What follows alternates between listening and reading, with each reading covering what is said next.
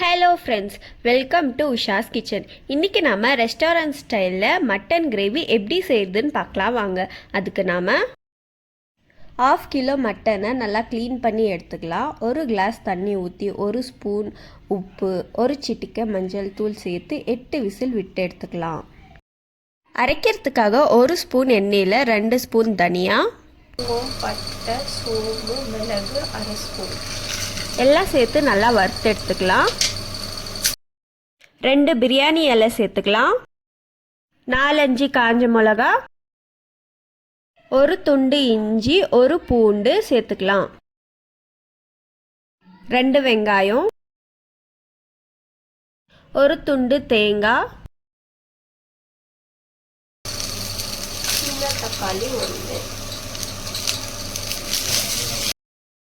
1 புடி கொத்தமல்லி, 5-6 முந்திரி சேர்த்துக்கலாம்.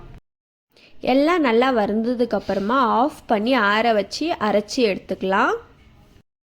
1 ஸ்பூன் எண்ணெய் சேர்த்துக்கலாம். எண்ணெய் காஞ்சதோ அரைச்சி வச்ச மசாலாவை சேர்த்துக்கலாம்.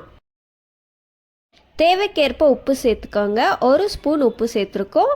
1/2 ஸ்பூன் மிளகாய்த்தூள், 1/2 ஸ்பூன் கரம் மசாலா, 1/2 கிளாஸ் தண்ணி சேர்த்துக்கலாம்.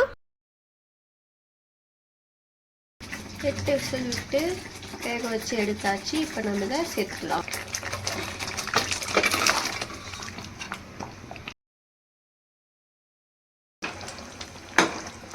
நல்லா கொதிச்சிருச்சு. இப்போ கொத்தமல்லியை தூவிட்டு இறக்கிடலாம். ரெஸ்டாரண்ட் ஸ்டைலில் சுவையான மட்டன் கிரேவி ரெடி. இந்த வீடியோ உங்களுக்கு பிடிச்சிருந்தா லைக் பண்ணுங்கள், ஷேர் பண்ணுங்கள், கமெண்ட் பண்ணுங்கள். இதே மாதிரி நிறைய குக்கிங் ரெசிபீஸ்க்காக மறக்காமல் உஷாஸ் கிச்சன் சேனலை சப்ஸ்கிரைப் பண்ணிக்கோங்க. தேங்க்யூ ஃபார் வாட்சிங்.